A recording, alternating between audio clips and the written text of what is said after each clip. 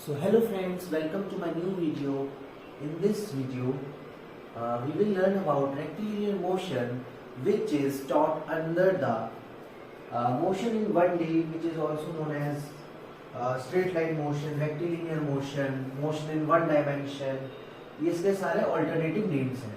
So before studying this chapter, सबसे पहले हमें बात करना पड़ेगा कि किस चीज के अंदर आता है, मतलब किस चीज के अंदर इसको कंसीडर किया जाता है या फिर किस चीज में ये इन्वॉल्व होता है.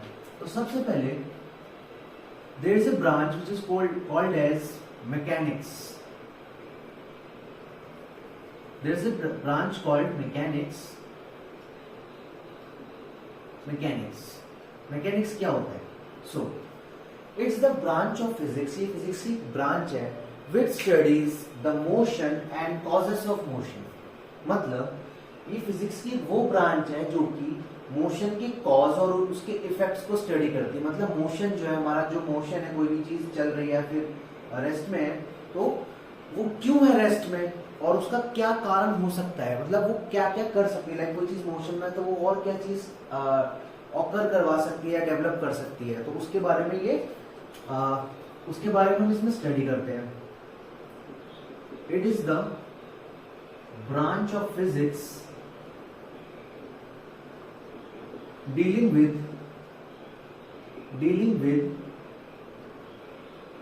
study of motion and its causes.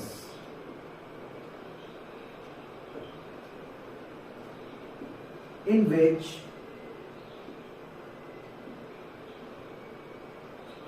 ये condition होती है friends, in which the objects are in motion must be rigid. ये जो वर्ड है, इस पे आप मैं हाईलाइट कर देता हूँ इसको. ये काफी इंटरेस्टिंग और काफी इंपॉर्टेंट वर्ड है, भले 5 लेटर्स का है, बट इसकी मीनिंग बहुत इंपॉर्टेंट है आगे के क्वेश्चंस को देखते हुए. बिकॉज इसका मतलब होता है कि कोई भी ऑब्जेक्ट रिजिड तब कहलाएगा जब वो एक तरह से स्थिर, मतलब लाइक फॉर एग्जाम्पल एक मार्कर है, अगर इसको ऐसे ऊपर फेंकूंगा और वापस नीचे आ गया, क्या इसकी शेप बदली, क्या इसका साइज बढ़ा, क्या ये पिघल गया? नहीं ना. ये अपने जैसा स्टेट में है वैसे ही स्टेट में वो रहा. मतलब ये अपने स्टेट, शेप और साइज को कभी चेंज नहीं करेगा, मतलब अपने नेचर को चेंज कभी नहीं करेगा अगर वो मोशन में है, तो वो होती है रिजिड बॉडी. सो मैकेनिक्स क्या होती है? It is the branch of physics which deals with the study of motion and its causes.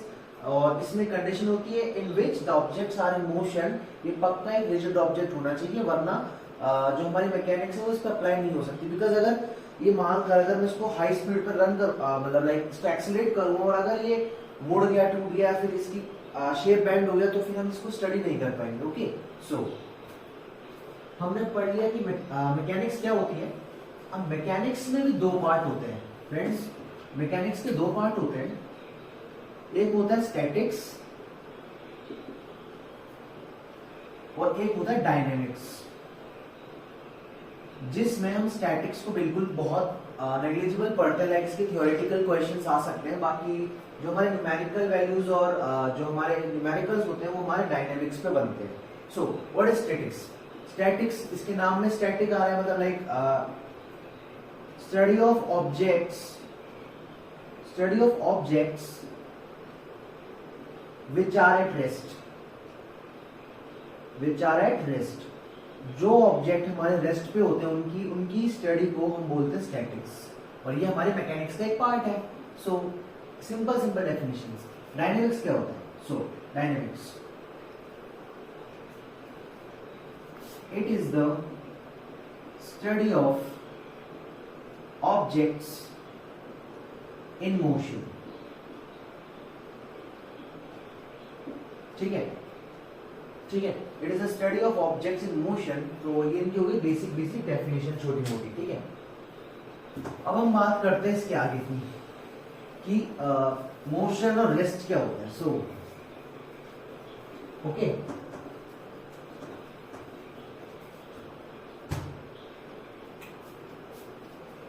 Motion and rest शब्द आए कहां से? Motion and rest. अब मैं कहूं, if I say this marker is in rest, ठीक है, ये मार्कर एक मतलब अभी रेस्ट पोजीशन पे है, तो आप लोग जो वीडियो देख रहे हो उनको भी रेस्ट पोजीशन पे लगेगा। बट फॉर एग्जाम्पल कोई पर्सन है, if there is a person who is observing this marker in a moving train with a velocity of 50 metre per second और हायर, तो उसके लिए क्या ये रेस्ट पे होगा? थोड़ा सोचो आप। फॉर एग्जाम्पल अभी तो मैंने इसको एक मैंने इसको ऐसे पकड़ रखा है और आप बाइक पे साइकिल पे पैदल इधर से तरफ भागते हुए जा रहे हो, तो क्या आपको ये एक रेस्ट ऑब्जेक्ट लगेगा?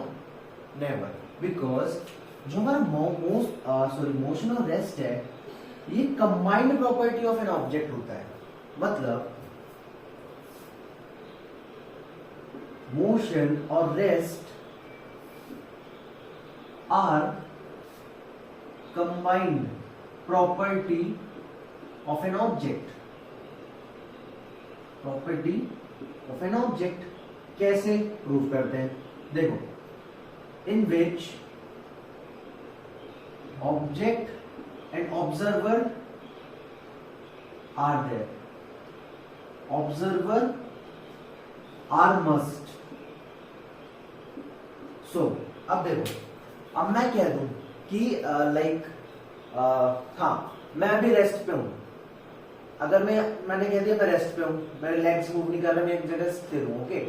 और for example astronauts out of earth हैं, तो उनको वो अर्थ घूमती हुई दिख रही है, तो उनको क्या मैं रेस्ट पे लगूंगा? क्योंकि अर्थ घूम रही है, मैं भी अर्थ के अंदर ही खड़ा हूं, अर्थ पे खड़ा हूं ना, और अर्थ घूम रही है, तो एस्ट्रोनॉट्स को क्या लगेगा? मैं रेस्ट पे थोड़ी हूँ। एस्ट्रोनॉट्स के लिए मैं रेस्ट पे नहीं हूँ, लेकिन the person who is watching this video उसके लिए मैं भी रेस्ट पे हूँ, बट एस्ट्रोनॉट्स के लिए नहीं हूँ। फॉर एग्जाम्पल कोई यहाँ से मतलब मेरे सामने से कोई कार से जाएगा, साइकिल से जाएगा, तो उसके लिए मैं रेस्ट में नहीं हूँ, बिकॉज वो आगे जा रहा है, उसके लिए मैं पीछे जा रहा हूँ। Okay, so it's a combined property of object, इसमें ऑब्जेक्ट और ऑब्जर्वर दोनों को होना जरूरी है।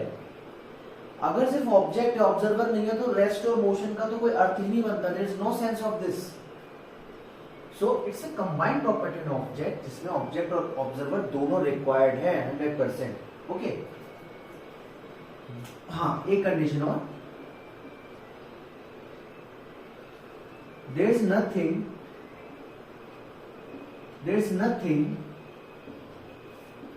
in absolute rest